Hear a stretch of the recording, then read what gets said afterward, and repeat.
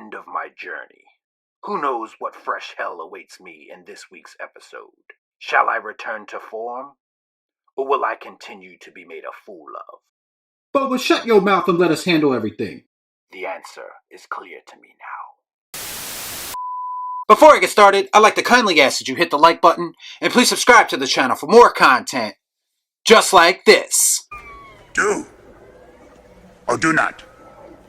There is no try. You know, when I think back to the first time I saw the trailer for the Book of Boba Fett, I wasn't optimistic, but at the very least, I thought that a gangster movie vibe set in the Star Wars universe could be kind of interesting under the right circumstances. Just like I thought that Josh Trank's bounty hunter space western idea for a Boba Fett story would have been pretty cool as well. In reality, though, we got neither of those things in this show. What we got instead was the equivalent of poorly constructed fan service.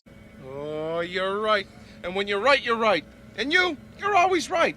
If that fan had in fact never watched anything Star Wars related in his life, and they basically just looked at the cliff notes and tried to put a show together. That's the Book of Boba Fett. A story that takes place in the smallest version of the Star Wars galaxy that we've seen yet. How else do you explain all of these iconic legacy characters interacting with these new Disney characters on such a frequent basis, and subsequently being outshined by those Disney creations? I wonder why. I want to ask you a bunch of questions, and I want to have them answered immediately. Here's a question. What characters thrived most in the Book of Boba Fett series? It certainly was not Boba Fett. Mando had some nice moments. Grogu had some nice moments. Fennec became the de facto lead in the show and in Boba's gang. Meanwhile, iconic characters like Boba Fett or Luke Skywalker, or even Cad Bane to a certain extent, were used in name only to simply distract people from looking at this awful show objectively.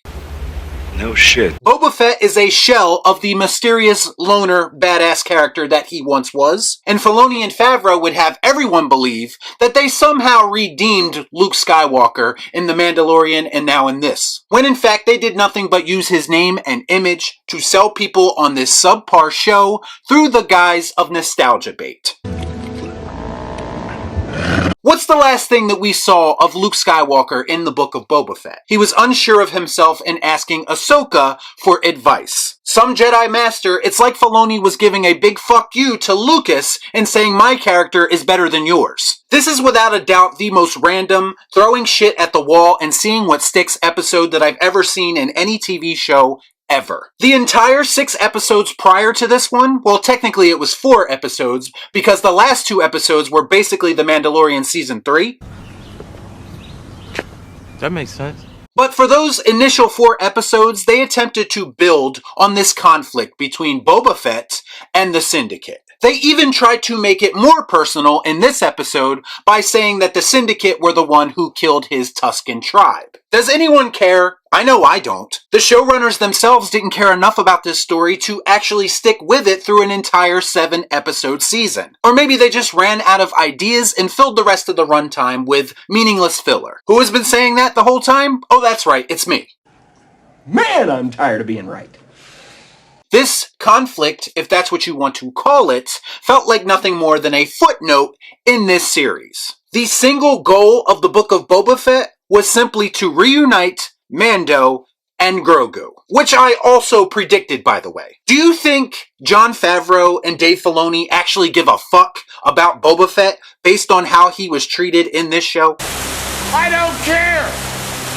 If you do, then you might want to take off your Disney blinders, or at the very least get your eyes checked. Do you want the bullet points for Boba's contributions in this episode? Here we go. 1, he continues to rarely make decisions on his own, and even when he does, they are usually questioned by Fennec. 2, he takes advice from the Vespa Rangers in this episode, and I don't think I need to say why that's a bad thing. 3, he's talked out of a badass fight with Cad Bane initially, by Fennec of course. 4, he gets predictably double-crossed by the families that he supposedly made a pact with. 5, he leaves Mando in the middle of what is surely a deadly fight to go get reinforcements. He rides a Rancor into town and proceeds to destroy huge battle droids. He nearly loses to Cad Bane, which he should have based on how he's portrayed in the show, but somehow still comes out on top after a awkwardly edited reversal by him. Fennec steals his thunder and kills the leaders of the Syndicate who killed his Tusken tribe, so he basically never gets his revenge. He walks down the streets of Tatooine like a happy idiot, waving and smiling at people.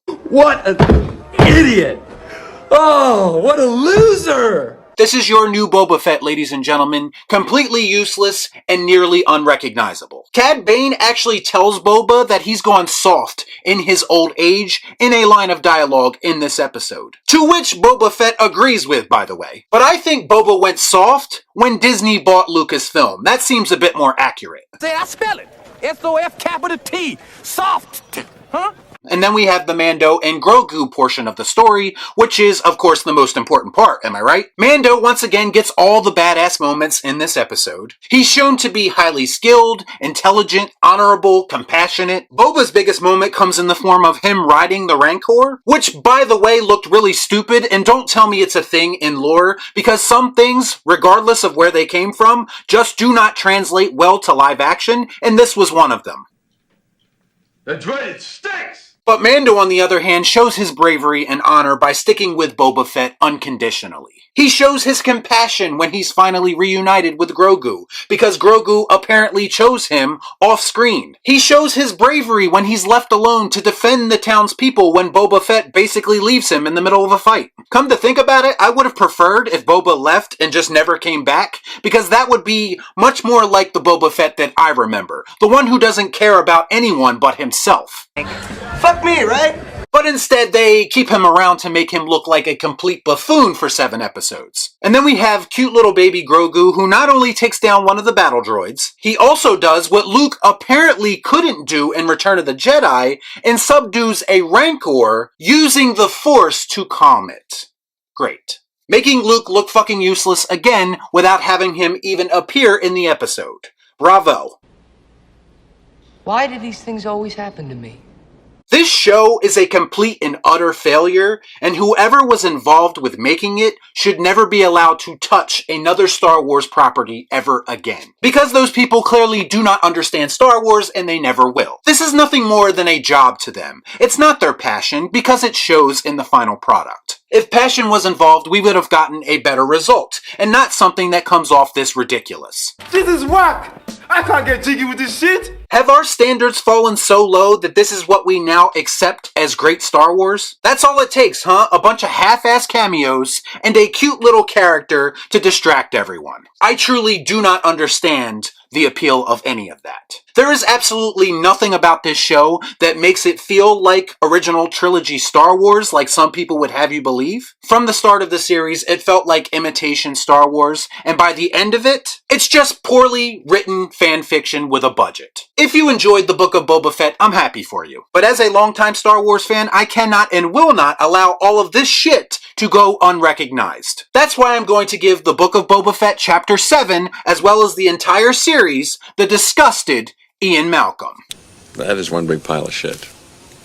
So have you seen the Book of Boba Fett finale? I hope you haven't, but if you have, let me know what you thought about it in the comments down below. As always, please like, comment, share, subscribe to the channel. Hit that bell for notifications, and I'll see you next time right here on Real Shift. Thanks for watching. Peace out.